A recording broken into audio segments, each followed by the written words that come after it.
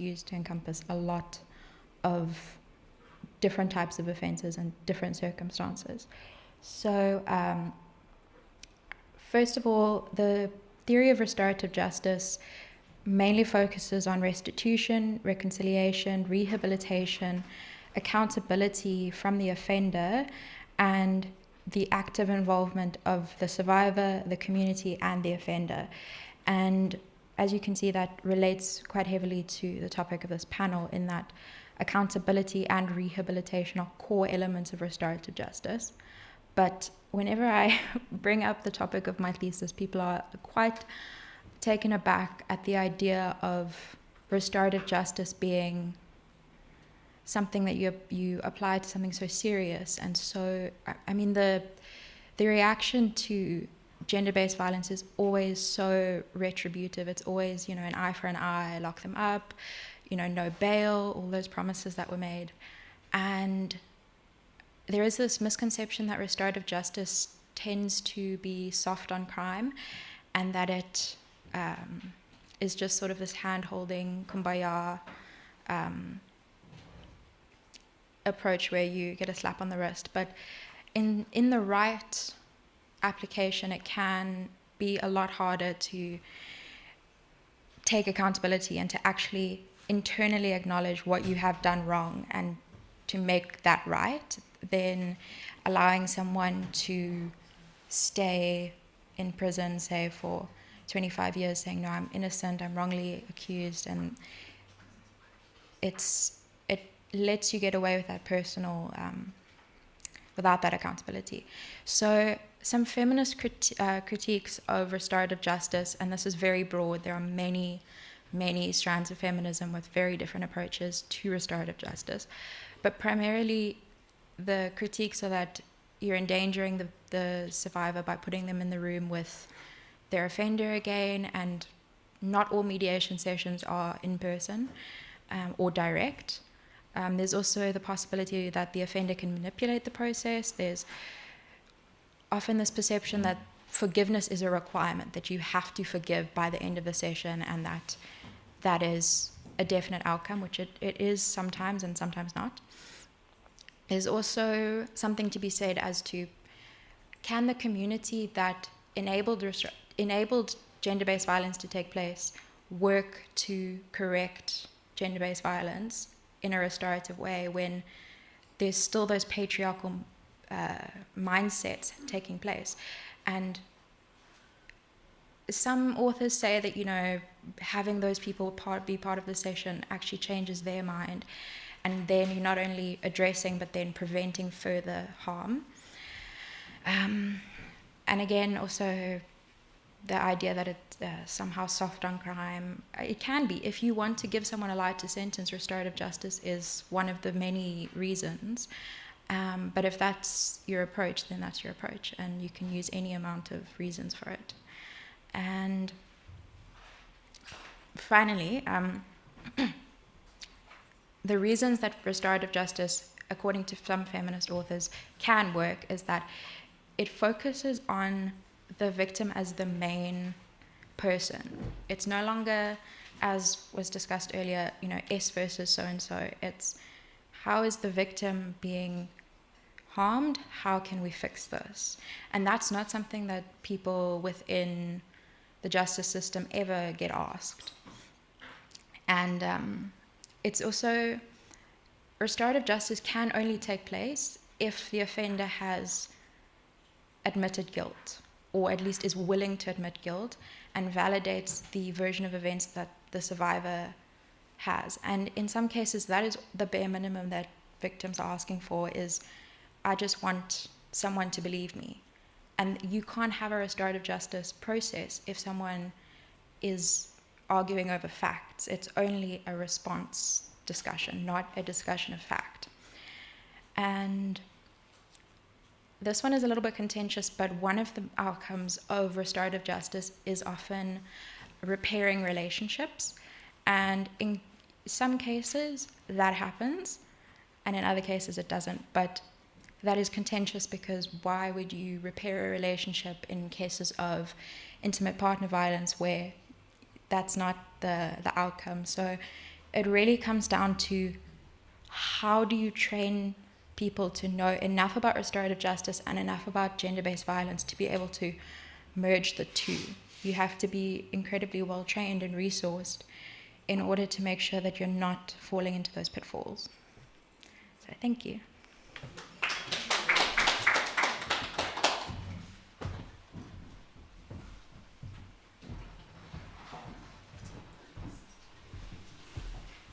Thank you, Sarah, for that. Our next panelist will be virtually.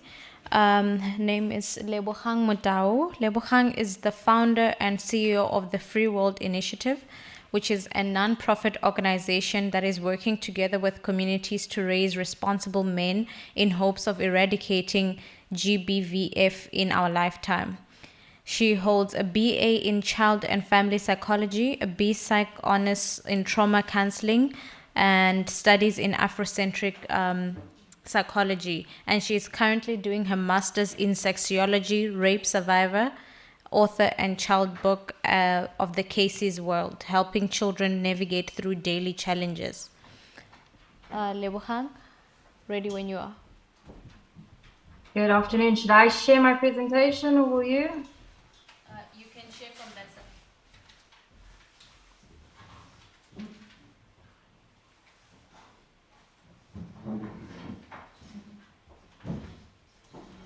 Okay, can it be seen by everyone? Yes.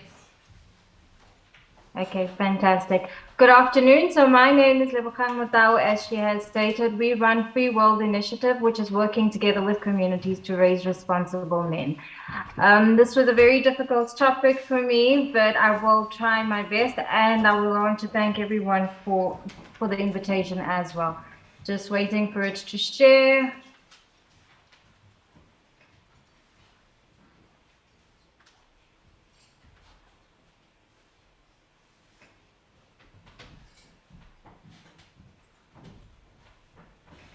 Can everyone see my screen?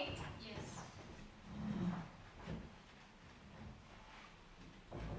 Okay, so just a background, as we said, this is who Free World Initiative is. We are trying to work towards mental stability in communities and most importantly, fighting gender-based violence. We do acknowledge that mental health issues are a key driver to gender-based violence. So this is where we are focused, and we are trying to work with men to change toxic masculinity.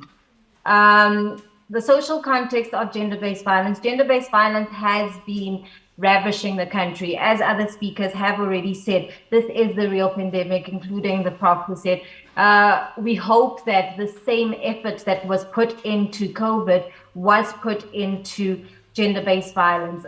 What a lot of the doctors have been saying, Anthony had said, that we need to discuss what actually people don't have a full understanding of what gender-based violence is. And forums like this will help educate about what a gender-based violence is. We come from a country that has violence. It's what Francesca was saying, that we've got violence in our DNA. We come from apartheid, we come from correctional rape, we come from an institution where violence has been normalized, and that is just the makeup of what South Africa has become, and that has led for us being the fifth most unsafe place for women to live and the rape capital of the world, according to Interpol. There was a call to action after the total shutdown. The president did ask in 2019 that everyone needs to be part of this change that needs to happen. The Minister of Police, the Minister of Higher Education, everyone has come and said that the only choice we have now is to start fighting, that everyone needs to be accountable and working towards a gender-based violence-free nation. During the lockdown, and some of our speakers have touched on it, there was a hard lockdown in terms of COVID that helped to reduce the infection rates, but it actually heightened in terms of what was happening in terms of gender-based violence in terms of the homes. We saw that in the first week of the first few weeks of the lockdown, we had 80,000 cases that were reported in the first week of gender-based violence. Within April to June of 2022, we've had 951 rape cases that were open with SAPS. And remembering that only 1 in 9 victims are reporting cases of gender-based violence. There was a shift in focus and a shift in everything had gone to the focus of COVID, that not enough attention was being given to the women and children who were crying out, who were being victimized, and who were locked and in confined spaces with their perpetrators. For once, they had nowhere to go. Therefore, it increased the number of victims that we were seeing during that time. This is just to show some of the statistics that a lot of our speakers have spoken about, but we cannot talk GBV without showing numbers. 50% of assault is somebody that we know. So the old teachings that we used to teach our children of stranger danger no longer apply. We need to start thinking different ways of how to tackle gender-based violence. We need to start thinking of different initiatives that will help us reduce these numbers, because this is not a stranger who's jumping out of the bush, like Dr. Collins said. These are people that we know. 5 in 1 women will be sexually assaulted in their lifetime. And these are just statistics that we keep hearing. And it's the reason we keep showing them is because something needs to happen. This is not an issue that is happening in South Africa only. This is a worldwide issue. This is, like the president dubbed it, a hyper epidemic, because it is something that is just popping up everywhere, and we are not seeing a decrease in it. Our numbers of crime statistics have also shown that rape is across the board, and it is not only rape. We are seeing femicide that is very high, and sexual assault, and grievance bodily harm. So in terms of what our speakers had said earlier, we often go to rape because that is the one that is more one of the speakers said it's more spectacular, but it is, I think, at the point where most women feel the most violated. And sometimes it's even easier to talk about than some of the violence that is happening within our homes and within our communities. Just statistics, and I'll jump through them just because of the time, but they are very important just to see what is the picture that is happening in South Africa and crime. Domestic violence is part of gender-based violence, and we cannot talk gender-based violence without talking domestic violence. This is happening within our homes. This is happening where women and children are being abused. And the importance of this is the fact that this community called higher education is dealing with children who have come from abusive homes. So there is no way of us ignoring the fact that children are facing violence. I loved that statement that says that this is a society that teaches people don't get raped instead of saying don't rape. We have put the narrative and the responsibility solely on women and children to keep themselves safe, instead of putting the responsibility on our rapists, on our perpetrators. The number of cases that we are seeing in terms of children and the crime in terms of children in South Africa, we've got a 62% that are sexual assaults. So that is why it is just so often that when we discuss gender-based violence, we often pull it towards rape, because that is the one that is highest on the charts. Institutions of higher education are also experiencing gender-based violence in different forms. And this is rating from the verbal comments that are going on, the wolf whistling, stalking, the requests for dates, derogatory comments. I was at ROW when it was still ROW years ago, and I remember that the first warning that we were given is that 8% of the first years will be raped during RAG week. So this is something that is stemming from years ago. It's almost 20 years that I've been out of first year, but it keeps continuing. But now the climate has changed. There are more ways of being bullied, which are our cyberbullying. It is not just the physical stuff that is happening, not saying that it has been removed, but now we've got more opportunities and different ways that our students are being violated and abused. This constituents, the higher education, are the ones who are often facing the brunt of what is happening in terms of gender-based violence. So it only makes sense for roundtables like this to be housed within this space, because this is the community that is needing assistance, also considering the fact that this is the community that will be going out and becoming future leaders. So we do need to pay a lot of attention on them. We have spoken about the fact that there are so many crimes being committed. There are cases that are being committed, but in terms of our conviction rates, we are sitting at such a low conviction rate, which affects a lot of things. It affects not only the reporting, but also just the climate in terms of how victims are feeling, but also how perpetrators are taking the fact that most of these cases are not even seeing the magistrate. People get this feeling of being invincible, and they get away with it. And the only way we can deal with the crisis called gender-based violence in South Africa is if we look at it holistically. This is something that needs to be brought in private sector, the government, civil society. Everyone needs to be involved so that we can fight this pandemic.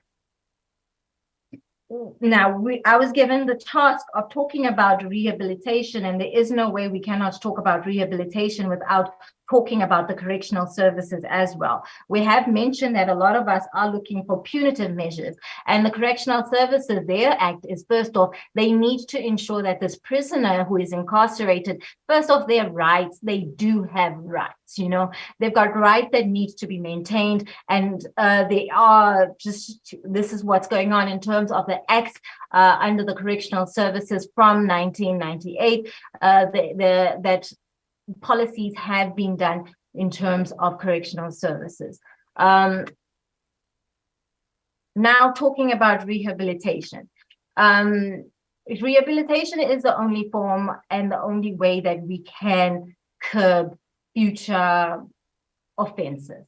Rehabilitation is the idea that a person who has committed a crime can be changed, the way of thinking, but we're not only thinking of rehabilitation in terms of the perpetrator, we also need to look at the survivor. The survivor needs to be helped to become reincorporated into society, but so does the perpetrator, so that we can avoid re-offenses.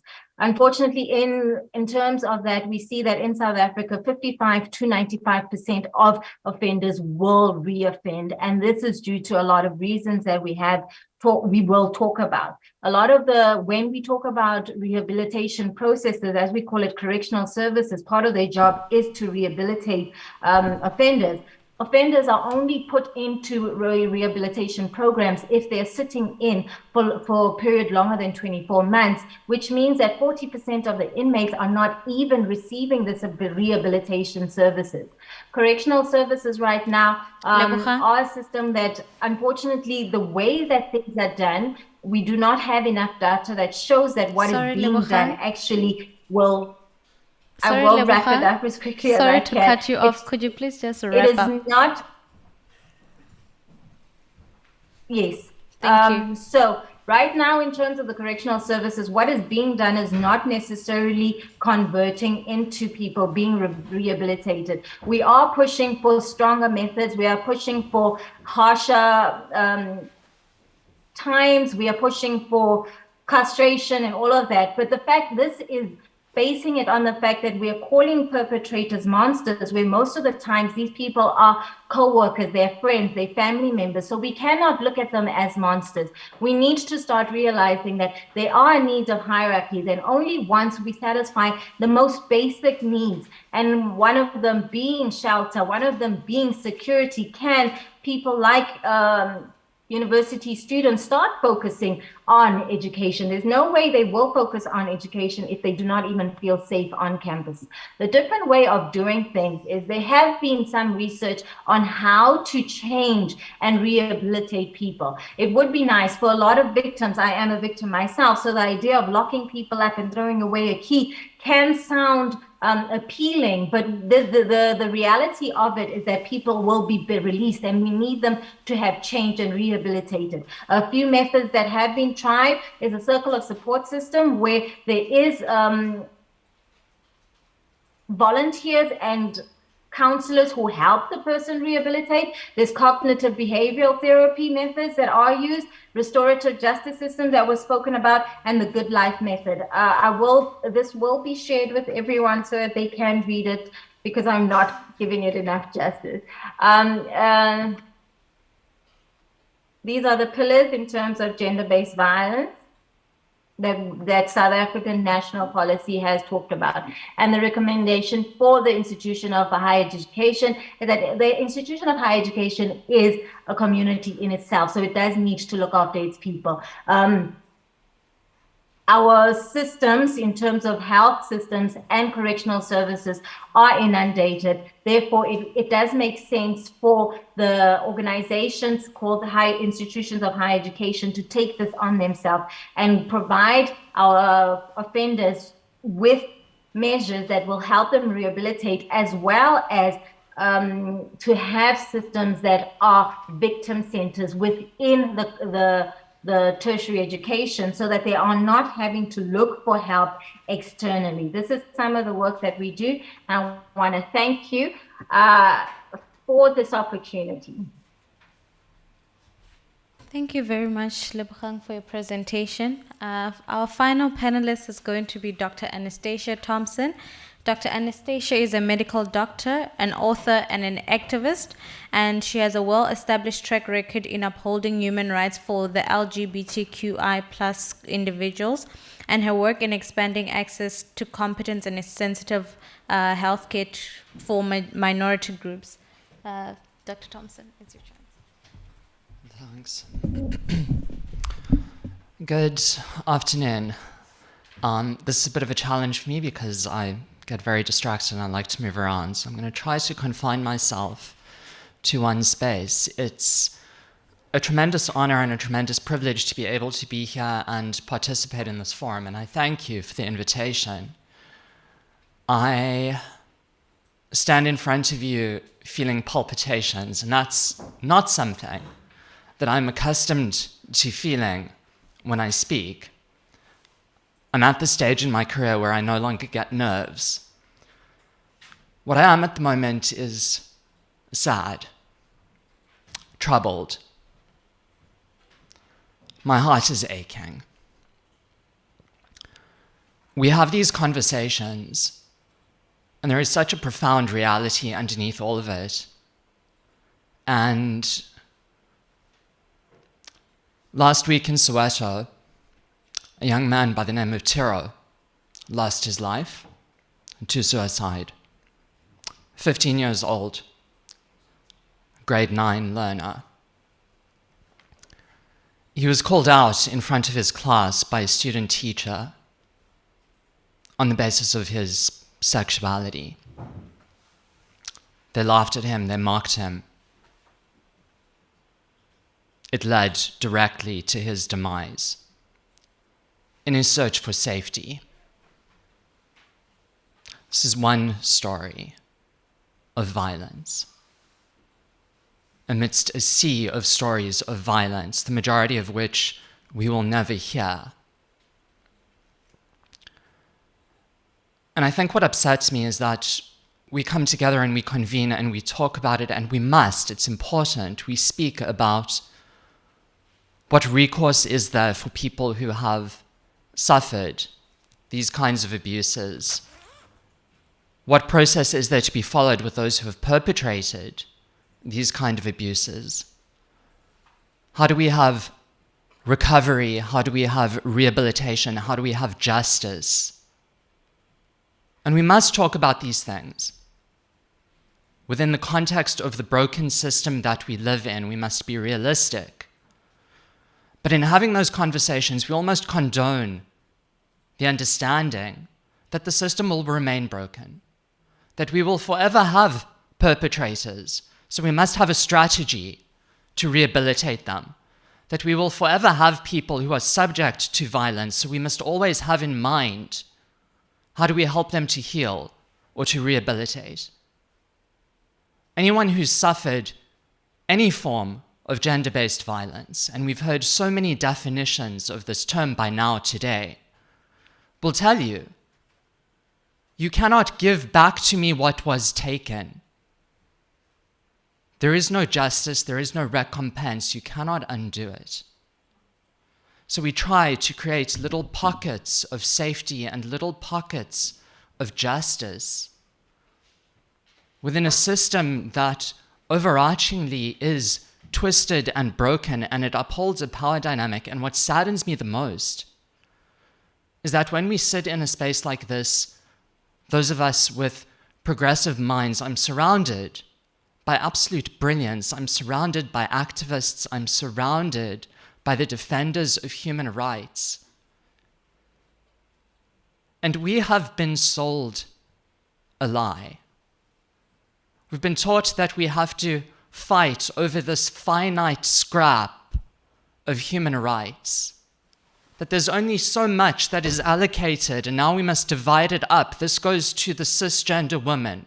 This goes to the gay men. This goes to the intersex folk who are suffering genital mutilation. This goes to the trans folk.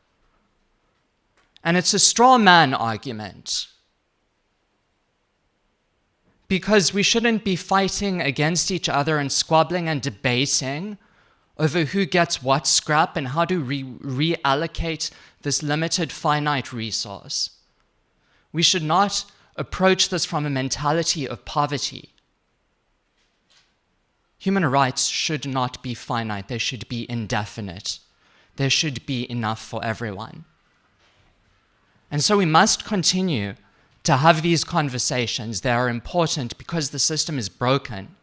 But it's not enough to say, how do we shoehorn safety into a structure that is informed by years, by decades, by centuries of a toxic power dynamic that abuses everyone? When you grow up in this system, you are abused by it. Tiro suffered violence. So did the student teacher who thought for some other reason that she had to make this kind of a reference, or that it was acceptable to do so. And so too do the classmates who laughed, who have to now look back and think what happened as a result of that. I don't have a perfect definition, but to me, violence is when the agency of one party is removed forcibly by another party.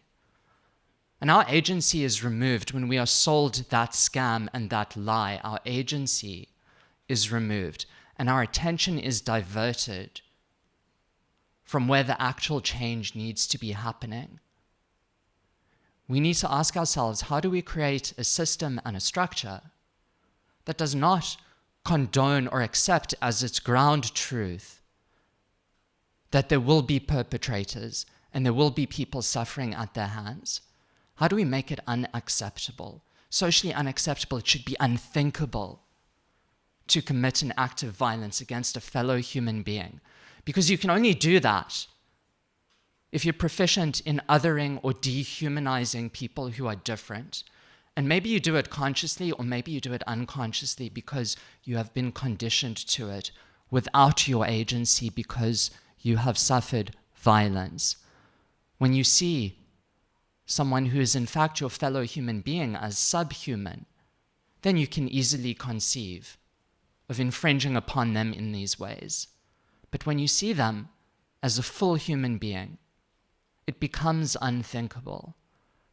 And our task is not to slap on the band-aids onto this broken system. It is to rethink it. The top-down approach cannot succeed. Fundamentally, we must rebuild these structures. And here we are in an institute of higher learning where we do research and science and we keep up to date and we break ground. I say this as a doctor, as a clinician who works in medical sciences, where what I learned in the textbooks when I graduated is now so old and outdated as to be essentially useless. I must keep up to date with what is happening. This is the practice of evidence-based medicine. But when it comes to social values and the way we treat our fellow human beings, we do what we have done for hundreds of years. If a patient were to come into my office and I were to bleed them with leeches because that's what we did for hundreds of years, I would lose my license. We must get with the times, and we have the ability here to do it. So yes, we must create the structures and the safety and the punitive practices where they're indicated and the rehabilitation, but we must also say, if violence is the stripping of agency from one party by another, how do we build agency, not rebuild? How do we build agency? And it's by taking those who are on the wrong end of the power dynamic, and instead of pitting them against each other, which only serves to reinforce this power dynamic that the existence of which we have all acknowledged today.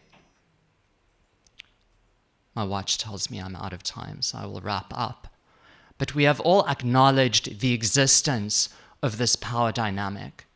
Instead of pitting all of those groups against one another and forcing them to fight for the scraps while keeping the walls of the structure intact, we must build their agency. In an institute of higher learning, it means that those who are doing the learning, those who are doing the research, those who are setting the policies and the guidelines, those who are teaching the courses, should be women, queer folk, disabled folk, the marginalized. We must build their agency. They must be the ones making the decisions. We must fund the research.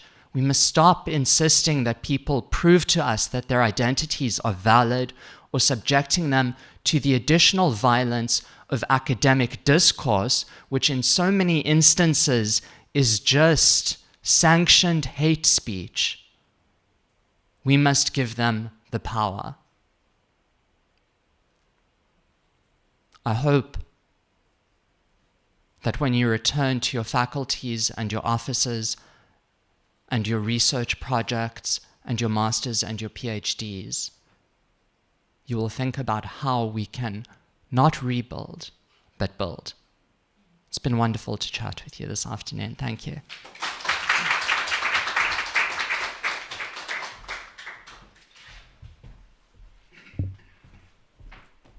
Thank you very much, Dr. Thompson.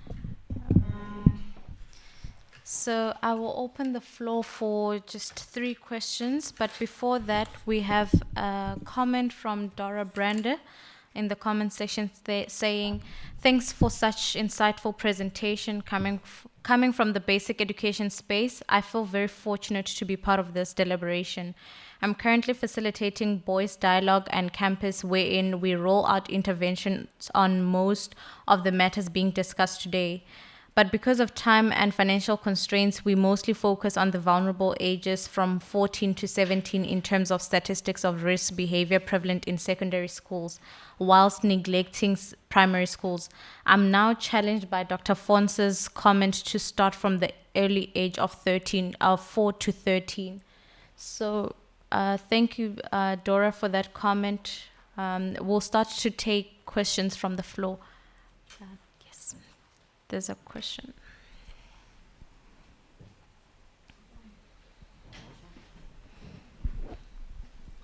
Thank you, Chili, for the opportunity to add a comment. My comment was greatly informed by Dr. Thompson's presentation, which I'm very grateful for. Throughout the day, we've had a lot of examples, even anecdotal examples of what gender-based violence is and what it is not. And particularly in the academic sphere, there was a lot of mention about the quid pro quo, sex for marks situation. And what I would like to add to that discussion is that a lot of times it does not necessarily have to lead to coitus. It is in the interactions, the subtle approaches, looks, etc., and advances that people face, and a lot of the time you can't even gender it. You can't. The offenders aren't always male, and the offended aren't always female. So what happens is that as Dr. Thompson says, that we must build agency. And what I would recommend as we're closing to an end is that the way in which gender-based violence changes form based on context means that there are victims and perpetrators of this kind of violence who do not know they're taking away people's agency, who do not know they're expressing forms or nuances of gender-based violence, and victims who do not know that the feeling that they experience is actually being victimized based on their gender. So perhaps there needs to be better information cascaded down from classroom level to university level as to what gender-based violence is in its different nuances. And if I were to bring it even closer, actual physical A3, A4 posters of examples of what this kind of behavior means and how it would affect person X and person Y. These should be placed in common spaces where people of different genders will interact, or different people from different backgrounds will interact, and spaces that are segregated, like bathrooms often are segregated, where people are forced to look at something that informs all persons, even in a segregated space. All right, thank you very much. Thank you very much. Just wanted to find out from Lebogang if you have any concluding remarks.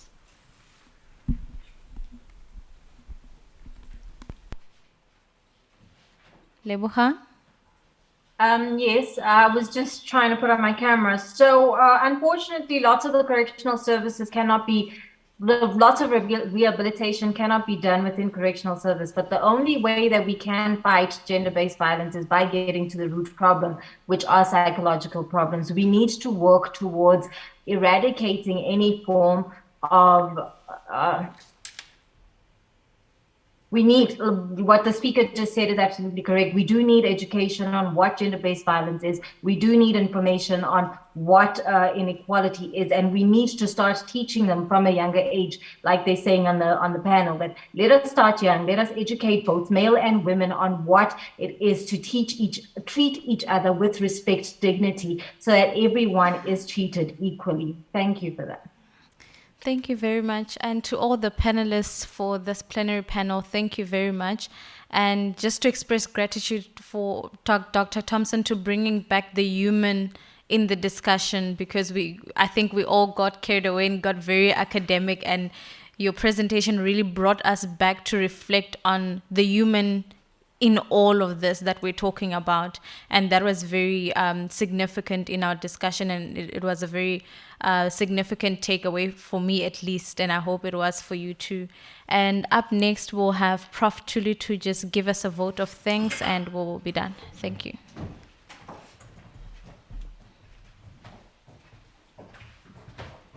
Let's applaud our program director, Chilidzi.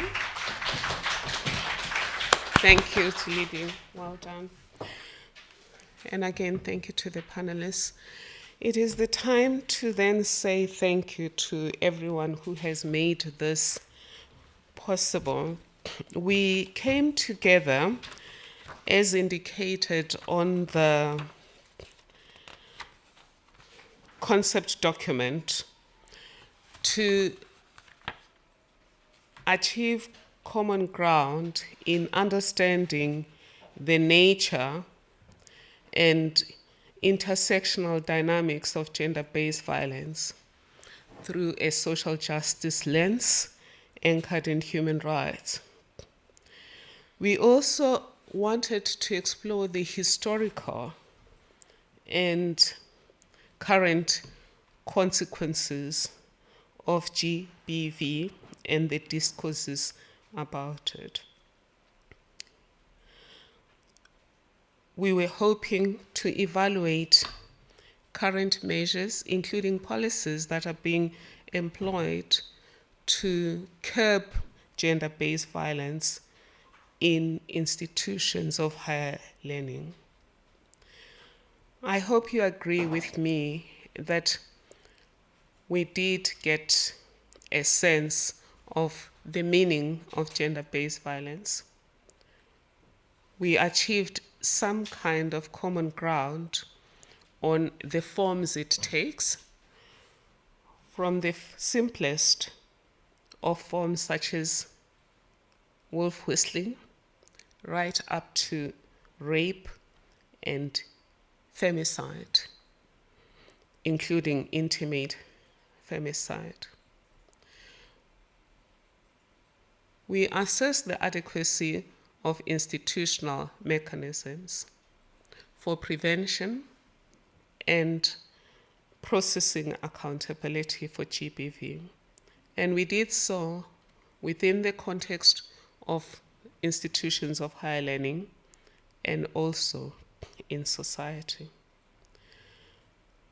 Many of our speakers and you participants commented on the fact that the COVID-19 pandemic has opened spaces for us to re-examine arrangements in our society with a view to rebuilding certain institutions and arrangements in society in line with our international human rights obligations, including the Convention on the Elimination of All Forms of Discrimination Against Women, CEDAW, the Convention on the Rights of the Child, the International Convention on People with Disabilities, and African instruments such as the Maputo Protocol and SADC instruments such as the Addendum on Violence Against Women and Children. There seems to have been agreement, including within this last panel, that the real aim is to prevent. The success in society will be measured by the extent to which the incidences of gender-based violence have been reduced dramatically to the point of being virtually non-existent, although of course we have been warned that we may not eliminate GBV completely. But if we agree then that the idea is to prevent, there was also consensus that the next step is, in the event that there are few cases of GBV that still persist, then there has to be accountability, both in academic institutions and in broader society. Accountability by the alleged offenders, but also accountability for those who are supposed to make sure that there's no impunity. I believe there's also consensus that there can't be justice without some form of restoration for victims. And we agreed that the criminal justice system is primarily about restoring balance within society, but there's a need to recenter that system to focus on the victim, whilst taking into account that a victim is part of a society. And in the main paper that I've given you, that is part of Ubuntu, and that is a quest for social justice, that everyone's humanity is embraced, whilst understanding the interconnectedness of humanity and shared humanity as well as shared space. With regard to restoration, though, we thought that it's not just the victim only that has to be restored. The offender too has to be restored, because if he or she must go back to society, then it is our hope that they should not harm anybody else as they did with the victim. And of course, my colleague Sarah warned, though, about the restoration of victims and offenders within the context of restorative justice, that we should be clear that it's not necessarily to make them friends again. It is just a question of making sure that there is accountability, there is a sense of restoring balance in terms of the victim being put as close as possible to where they would have been but for the offense, and the offender having an opportunity to acknowledge their wrongdoing. In my presentation, I also said there has to be reintegration. This is where we're talking about rehabilitation processes at university. To what extent do they restore people as close as possible to where they were before the harm?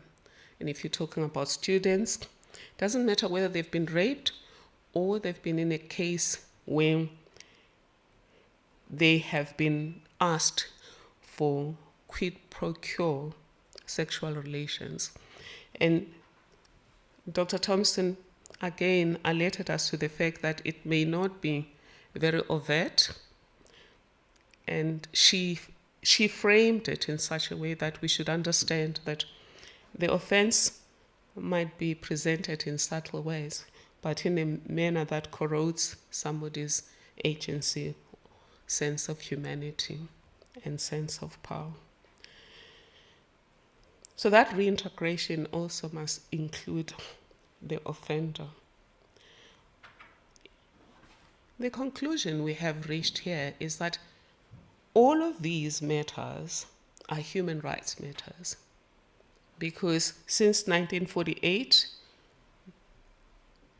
it was agreed by world leaders that everyone must enjoy equal human rights just because they're human.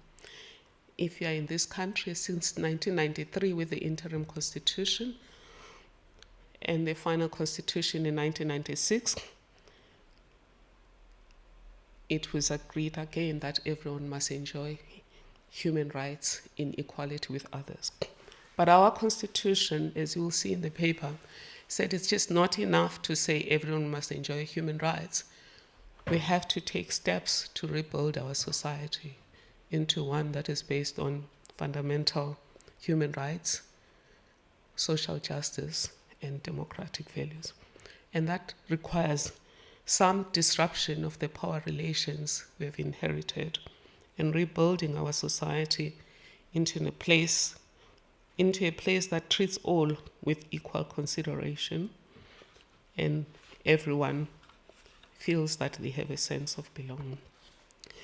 So how will that happen? It will be anchored in human rights. It will be anchored in the Constitution, but the strategies will be interdisciplinary, taking us into many spaces, including how societal infrastructure is structured in such a way that there's more safety. And in that regard, we were reminded that students in rural areas experience more violence because of the distance they have to travel to universities, because of still using pit latrines, and many other infrastructural issues. We're also reminded that we need to disrupt the cultural values that place a hierarchy on humanity or stratify the importance of human beings on the grounds of race, gender, disability, sexual orientation, religion, etc. But in that process, to also disrupt inherited power relations. We were also reminded that the economy cannot be left untouched, because much as GBV knows no class, race, or gender, those who suffer most tend to be the ones who are poor. And in our country, there tends to be an intersection between race, gender, and class. There's a glimmer of hope that what we've learned from COVID-19, including what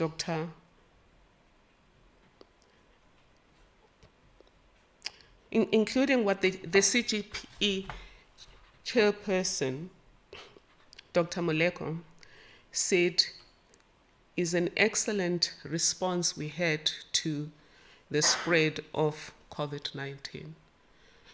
We can use that excellence to deal with GBV, and I agree with her.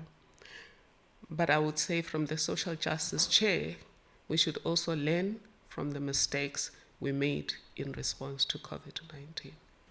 One size does not fit all. We talk about too many children that fell pregnant. We talk about increased GBV in high institutions because some of those that had to go back home had to go into congested spaces. We talk about generally an increase in rape, which is what SAP says happened. A lot of it could be attributed to some of the restrictions during COVID-19. I'm hoping, dear colleagues, that when we come back next year, we will not have a start similar to the one released by the Minister of Police recently, where he said rape has increased, but particularly in institutions of higher learning. Even though we say there are many other forms of GBV, but this heinous crime, this odious crime called rape, has increased. He further said, of the total statistics of rape, 1 in every 10 people raped is someone from an institution of higher learning, mostly students. In that same statistic, he indicated that there's only 2.5 million students in institutions of higher learning, in about 26 institutions. So to have 10% of your rape statistics drawn from that small number means that there's a disproportionate burden of rape within institutions of higher learning. So hopefully this conversation has generated enough ideas that will enable the chair to submit a policy brief to government to indicate our understanding of the problems, our understanding of the drivers as indicated by yourselves, and our understanding of what strategies are working that can be scaled, but what strategies are not working that should be ignored, including the overemphasis on coming up with new structures and coming up with new laws, and the need to hammer in on prevention.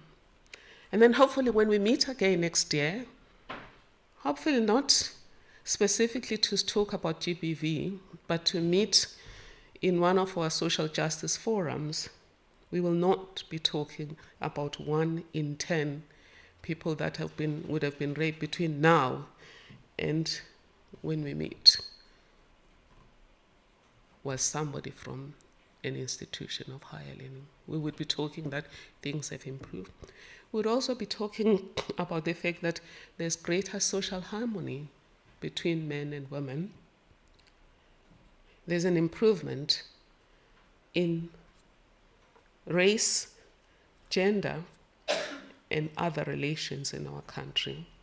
and that we're making progress generally on equality and social cohesion.